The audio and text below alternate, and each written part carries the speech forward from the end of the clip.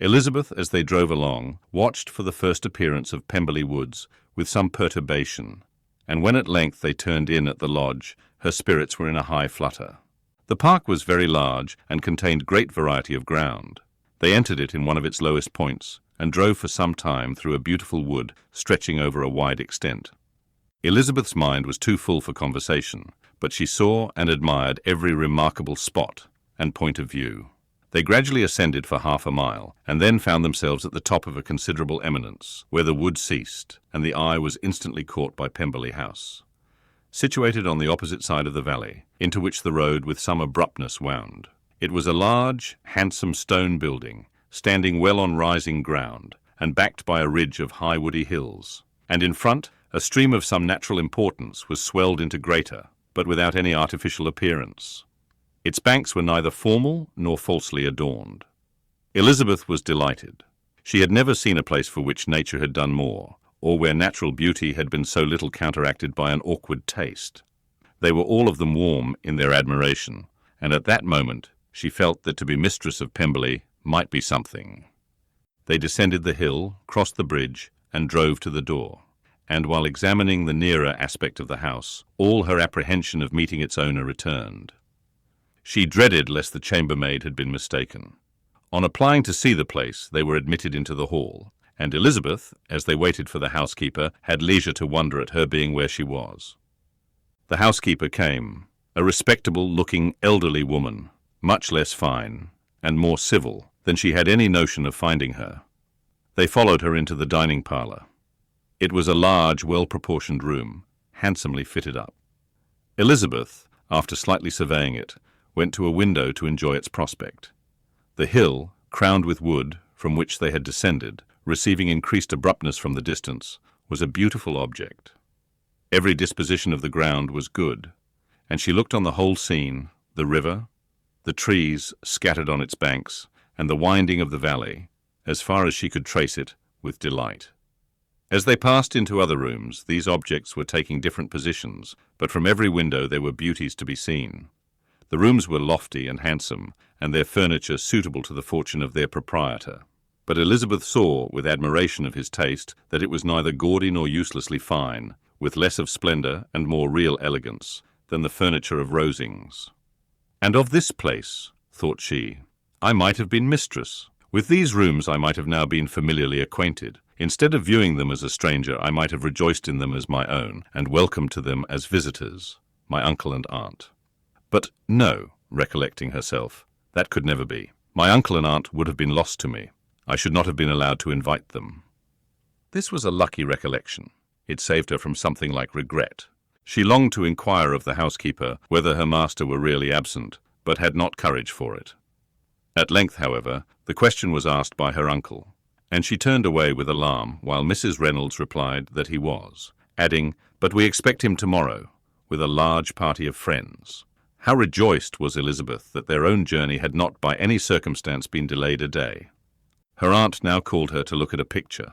She approached and saw the likeness of Mr. Wickham, suspended amongst several other miniatures, over the mantelpiece. Her aunt asked her smilingly how she liked it. The housekeeper came forward and told them it was the picture of a young gentleman, the son of her late master's steward, who had been brought up by him at his own expense. "He is now gone into the army," she added, "but I am afraid he has turned out very wild." Mrs. Gardiner looked at her niece with a smile, but Elizabeth could not return it. "And that," said Mrs. Reynolds, pointing to another of the miniatures, "is my master, and very like him. It was drawn at the same time as the other, about 8 years ago." "I have heard much of your master's fine person," said Mrs. Gardiner, looking at the picture. "It is a handsome face. But, Lizzie, you can tell us whether it is like or not." Mrs. Reynolds's respect for Elizabeth seemed to increase on this intimation of her knowing her master. "Does that young lady know Mr. Darcy?" Elizabeth coloured, and said, "A little." "And do not you think him a very handsome gentleman, ma'am?" "Yes, very handsome." "I am sure I know none so handsome, but in the gallery upstairs you will see a finer, larger picture of him than this. This room was my late master's favourite room, and these miniatures are just as they used to be then. He was very fond of them."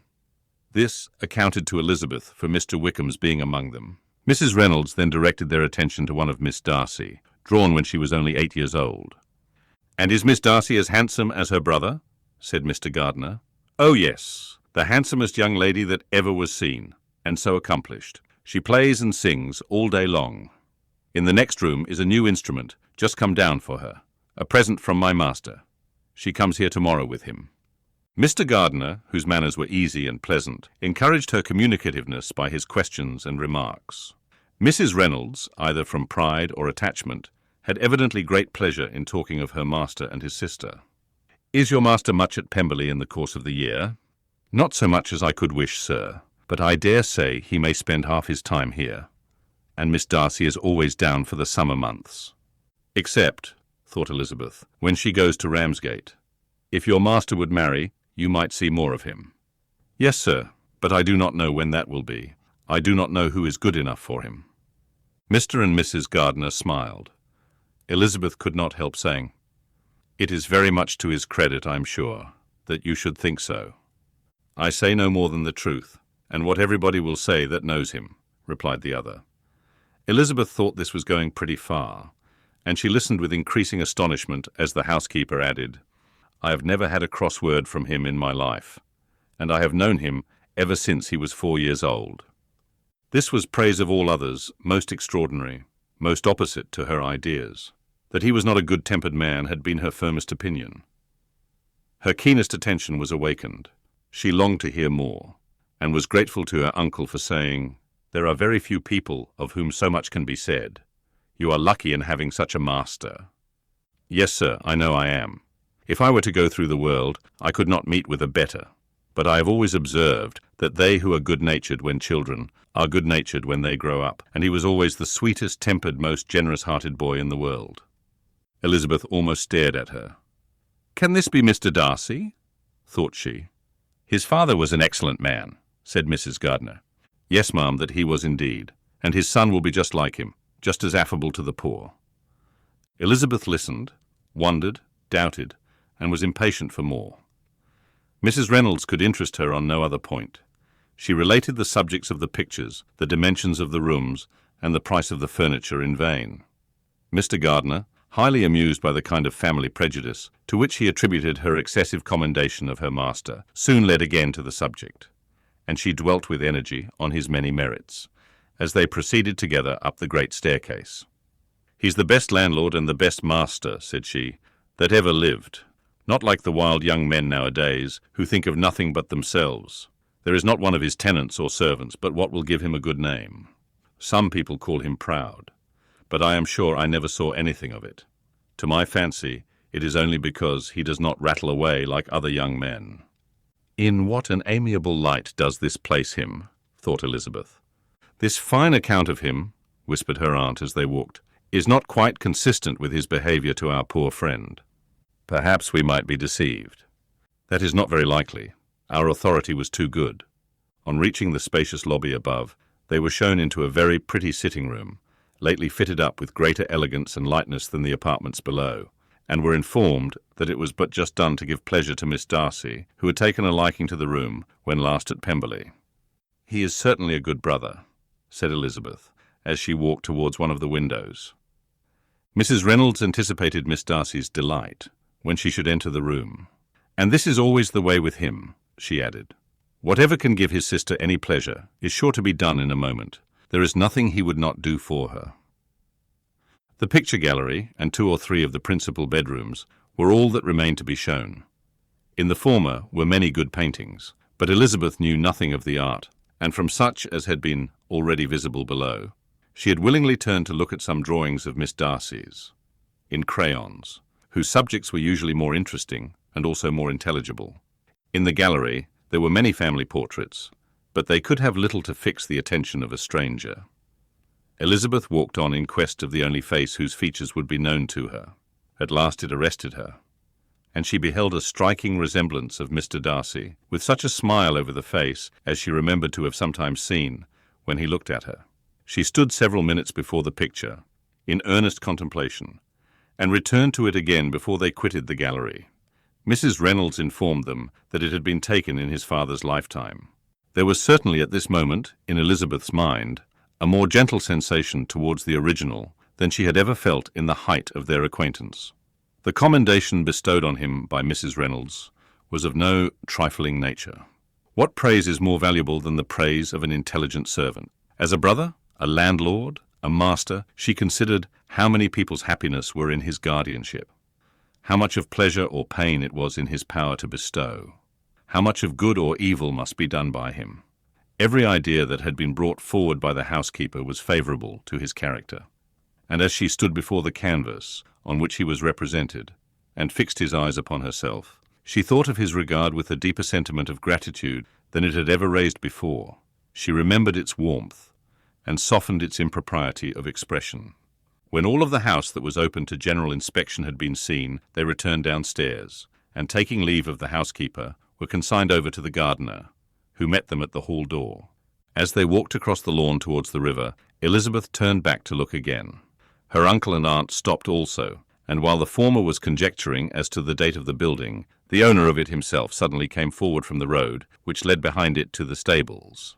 They were within 20 yards of each other, and so abrupt was his appearance that it was impossible to avoid his sight. Their eyes instantly met, and the cheeks of each were overspread with the deepest blush. He absolutely started, and for a moment seemed immovable from surprise, but shortly recovering himself, advanced towards the party and spoke to Elizabeth, if not in terms of perfect composure, at least of perfect civility. She had instinctively turned away, but stopping on his approach, received his compliments with an embarrassment impossible to be overcome. Had his first appearance, or his resemblance to the picture they had just been examining, been insufficient to assure the other two that they now saw Mr. Darcy, the gardener's expression of surprise, on beholding his master, must immediately have told it. They stood a little aloof while he was talking to their niece, who, astonished and confused, scarcely dared lift her eyes to his face, and knew not what answer she returned to his civil inquiries after her family.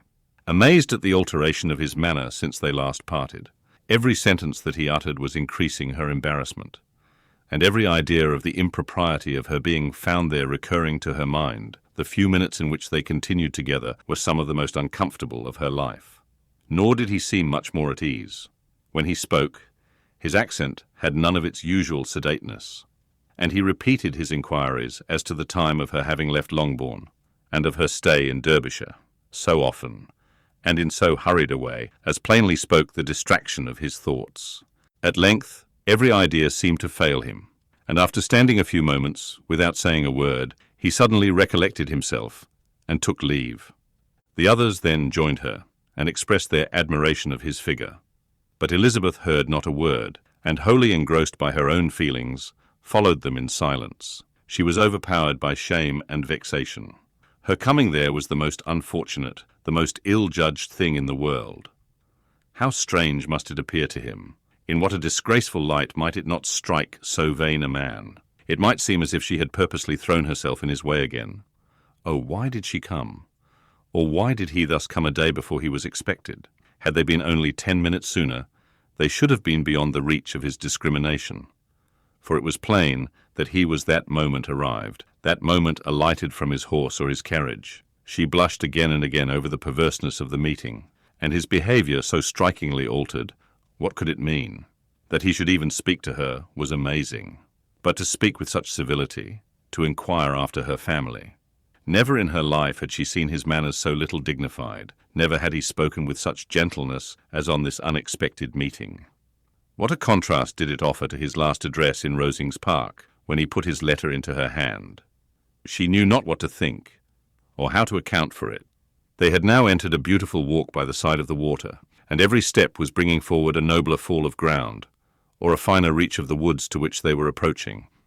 But it was some time before Elizabeth was sensible of any of it, and though she answered mechanically to the repeated appeals of her uncle and aunt, and seemed to direct her eyes to such objects as they pointed out, she distinguished no part of the scene. Her thoughts were all fixed on that one spot of Pemberley House, whichever it might be, where Mr. Darcy then was. She longed to know what at that moment was passing in his mind, in what manner he thought of her, and whether, in defiance of everything, she was still dear to him. Perhaps he had been civil only because he felt himself at ease, yet there had been that in his voice, which was not like ease. Whether he had felt more of pain or of pleasure in seeing her, she could not tell, but he certainly had not seen her with composure. At length, however, the remarks of her companions on her absence of mind roused her, and she felt the necessity of appearing more like herself. They entered the woods and, bidding adieu to the river for a while, ascended some of the higher grounds, whence, in spots where the opening of the trees gave the eye power to wander, were many charming views of the valley, the opposite hills, with the long range of woods overspreading many, and occasionally part of the stream. Mr. Gardiner expressed a wish of going round the whole park, but feared it might be beyond a walk. With a triumphant smile, they were told that it was 10 miles round. It settled the matter, and they pursued the accustomed circuit, which brought them again, after some time, in a descent among hanging woods to the edge of the water, and one of its narrowest parts. They crossed it by a simple bridge, in character with the general air of the scene. It was a spot less adorned than any they had yet visited, and the valley, here contracted into a glen, allowed room only for the stream and a narrow walk amidst the rough coppicewood which bordered it.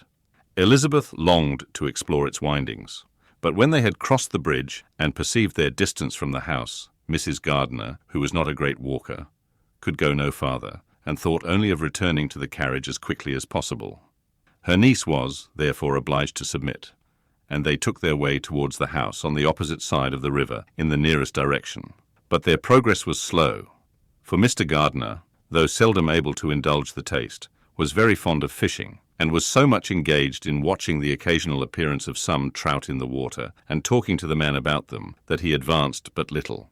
Whilst wandering on in this slow manner, they were again surprised, and Elizabeth's astonishment was quite equal to what it had been at first, by the sight of Mr. Darcy approaching them, and at no great distance. The walk being here less sheltered than on the other side, allowed them to see him before they met.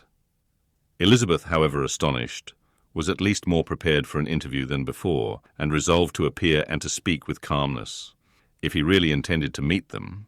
For a few moments, indeed, she felt that he would probably strike into some other path. The idea lasted, while a turning in the walk concealed him from their view. The turning past, he was immediately before them. With a glance she saw that he had lost none of his recent civility, and to imitate his politeness, she began as they met to admire the beauty of the place. But she had not got beyond the words delightful and charming when some unlucky recollections obtruded, and she fancied that praise of Pemberley from her might be mischievously construed. Her colour changed, and she said no more. Mrs. Gardiner was standing a little behind, and on her pausing he asked her if she would do him the honour of introducing him to her friends. This was a stroke of civility for which she was quite unprepared, and she could hardly suppress a smile at his being now seeking the acquaintance of some of those very people against whom his pride had revolted in his offer to herself. What will be his surprise, thought she, when he knows who they are? He takes them now for people of fashion. The introduction, however, was immediately made, and as she named their relationship to herself, she stole a sly look at him to see how he bore it, and was not without the expectation of his decamping as fast as he could from such disgraceful companions. That he was surprised by the connection was evident. He sustained it, however, with fortitude, and, so far from going away, turned back with them and entered into conversation with Mr. Gardiner. Elizabeth could not but be pleased, could not but triumph. It was consoling that he should know she had some relations for whom there was no need to blush. She listened most attentively to all that passed between them, and gloried in every expression, every sentence of her uncle, which marked his intelligence, his taste, or his good manners.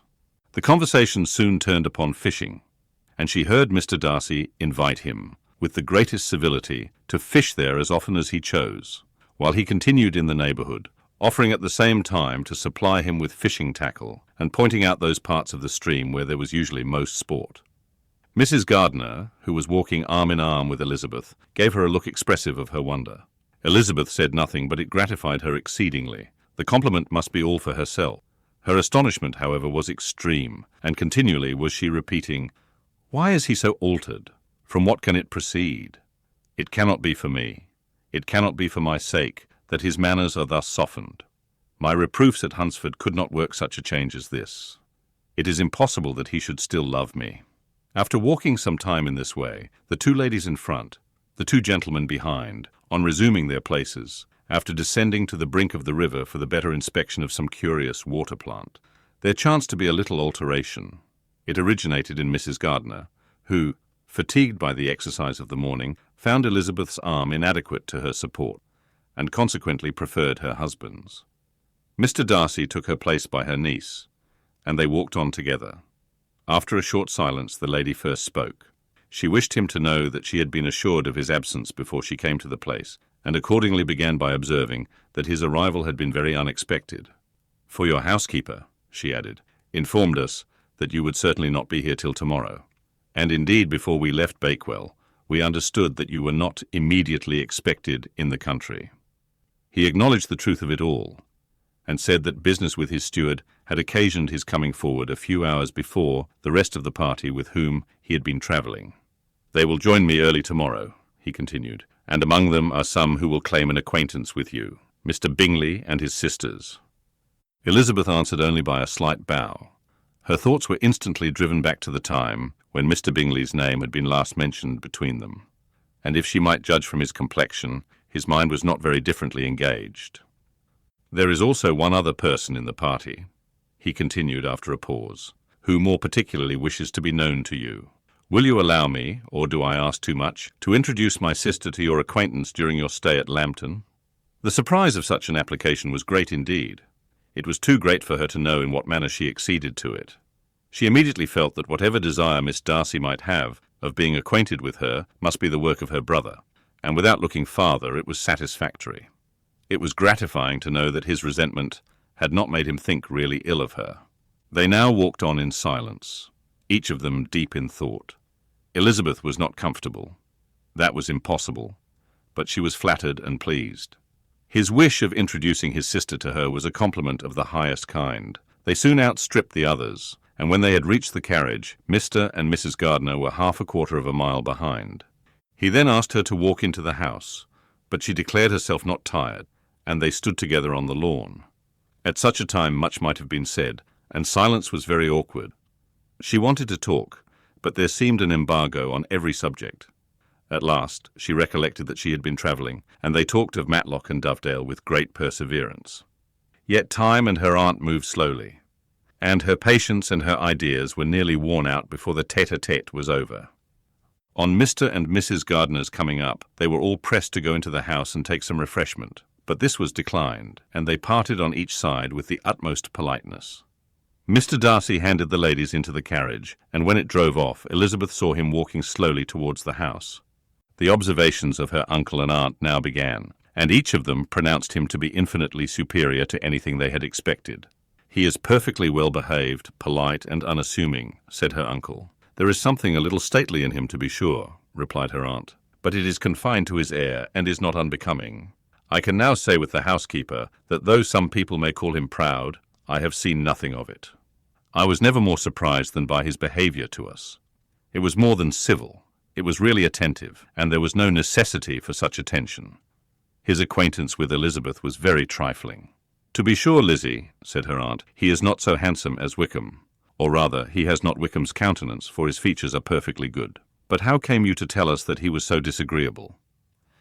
Elizabeth excused herself as well as she could, said that she had liked him better when they met in Kent than before, and that she had never seen him so pleasant as this morning.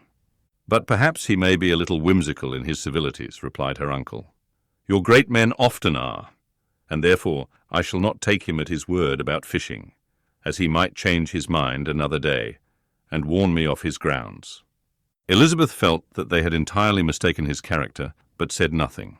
"From what we have seen of him," continued Mrs. Gardiner, "I really should not have thought that he could have behaved in so cruel a way by anybody as he has done by poor Wickham. He has not an ill-natured look. On the contrary, there is something pleasing about his mouth when he speaks, and there is something of dignity in his countenance that would not give one an unfavourable idea of his heart. But to be sure, the good lady who showed us the house did give him a most flaming character. I could hardly help laughing aloud sometimes. But he is a liberal master, I suppose, and that, in the eye of a servant, comprehends every virtue." Elizabeth here felt herself called on to say something in vindication of his behaviour to Wickham, and therefore gave them to understand, in as guarded a manner as she could, that by what she had heard from his relations in Kent, his actions were capable of a very different construction, and that his character was by no means so faulty, nor Wickham's so amiable, as they had been considered in Hertfordshire. In confirmation of this, she related the particulars of all the pecuniary transactions in which they had been connected, without actually naming her authority, but stating it to be such as might be relied on. Mrs. Gardiner was surprised and concerned, but as they were now approaching the scene of her former pleasures, every idea gave way to the charm of recollection, and she was too much engaged in pointing out to her husband all the interesting spots in its environs to think of anything else. Fatigued as she had been by the morning's walk, they had no sooner dined than she set off again in quest of her former acquaintance, and the evening was spent in the satisfactions of an intercourse renewed after many years' discontinuance. The occurrences of the day were too full of interest to leave Elizabeth much attention for any of these new friends, and she could do nothing but think, and think with wonder, of Mr. Darcy's civility and above all of his wishing her to be acquainted with his sister.